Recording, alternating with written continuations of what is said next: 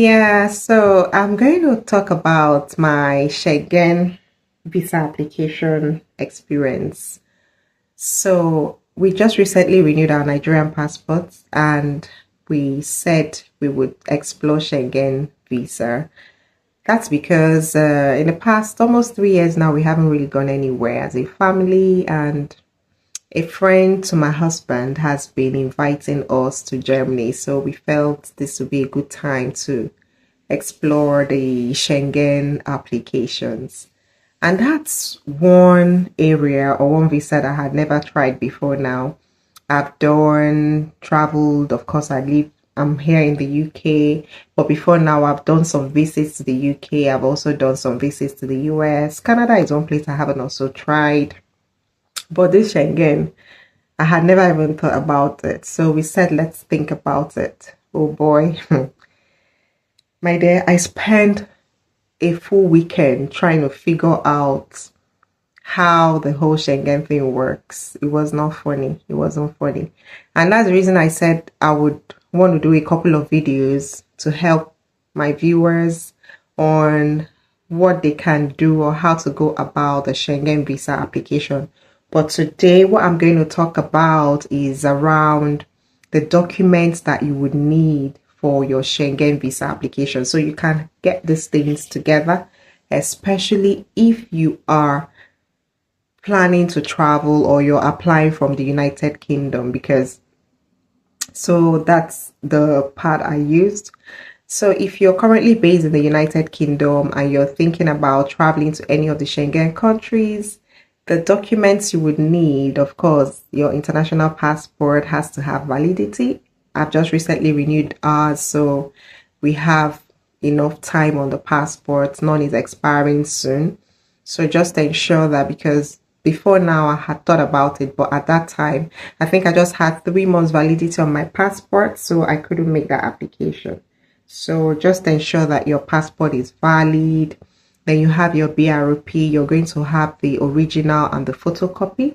You're going to make a photocopy of your passport biodata page.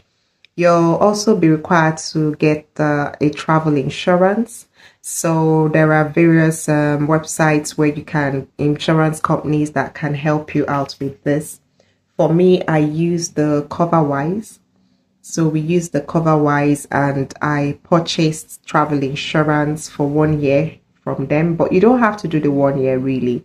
I wanted the 1 year because I was applying for multiple entry visa and I felt that it would be good for me to have a longer travel insurance policy. So that's the reason I applied for it. So you don't have to do that, okay?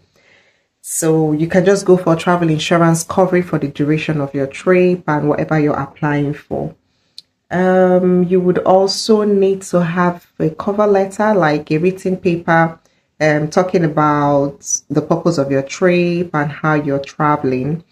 Schengen size passport photo. But the funny thing was, I wouldn't know this passport photo. I actually took these passport pictures at Tesco, because the Tesco in my area has this phone booth where you can, photo booth where you can just go and take your pictures. But incidentally, it wasn't collected from me at the embassy. Please don't do the same thing that I've done. Go with your passport, because I don't know why they didn't take that from me. Maybe that's because yes, I'm still going to talk about my application. So maybe that's because I used the premium. I don't know, because they took my pictures there and I wasn't charged extra for it. But just go with your passport size, Schengen passport size photos. And you would need your payment slips for 3 months and your 3 month statements.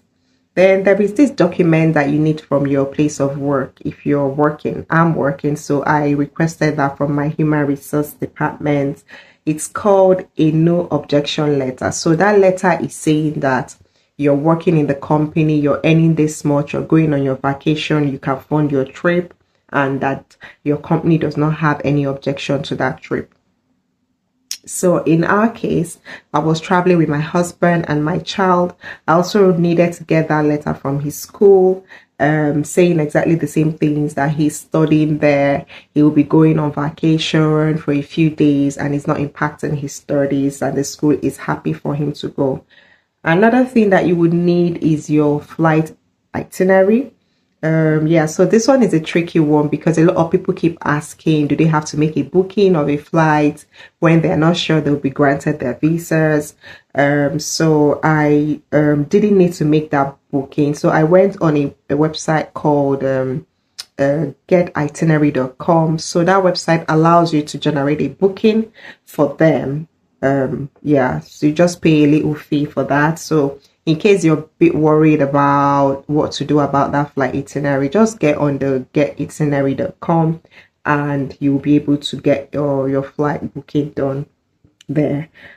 Then for your reservation, for your hotel reservation, if you're not going to stay with a friend or family, you can use the booking.com. So that was what we did.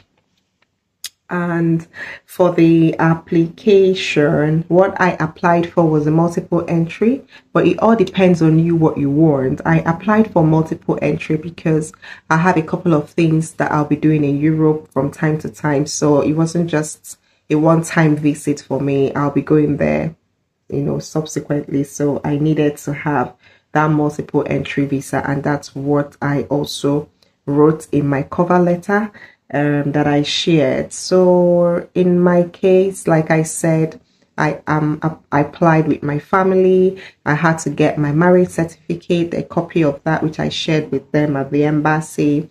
I had to also get photocopies of a letter from myself and my husband that we signed, and we said that we are sponsoring our son and we are happy for him to travel with us, just more like a consent letter.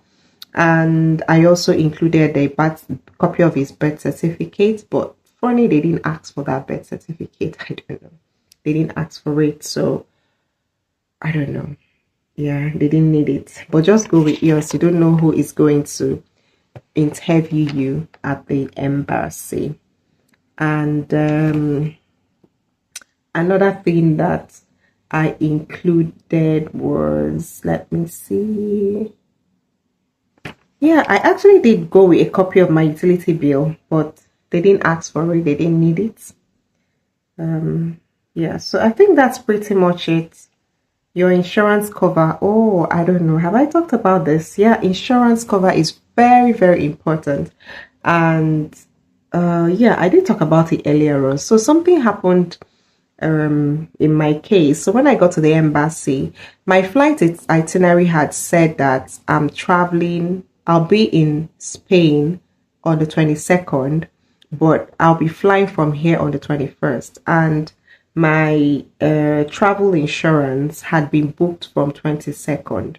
So the visa officer said to me that I needed to update my travel insurance because it should cover from the date that I am leaving the United Kingdom. And that was a little thing that, happened there. But the good thing was that I was able to call CoverWise. I got across to their customer agent and I told them about that, and they quickly updated that information for me, because the visa officer, after looking through my document, he asked me to send the updated insurance to them before 2 p.m. that day, and I had to sort that out. So yeah, so this Schengen visa, I would say that all the visas I've done so far, this was one of the very difficult ones. When I say difficult, in terms of being able to get a date, it was very, very difficult to get a date. And putting all these documents together was just a whole lot. All the while I've been traveling, I've not had to I've not had to do this before. So if you're thinking about that, just be ready for documentation. There is just a whole lot that you would need to be sending across. So if this video was helpful, feel free to share it with friends and click the subscribe button below. In another video, I'm going to tell you how I went about the application process, and that's a totally different conversation. Thank you for watching. Bye.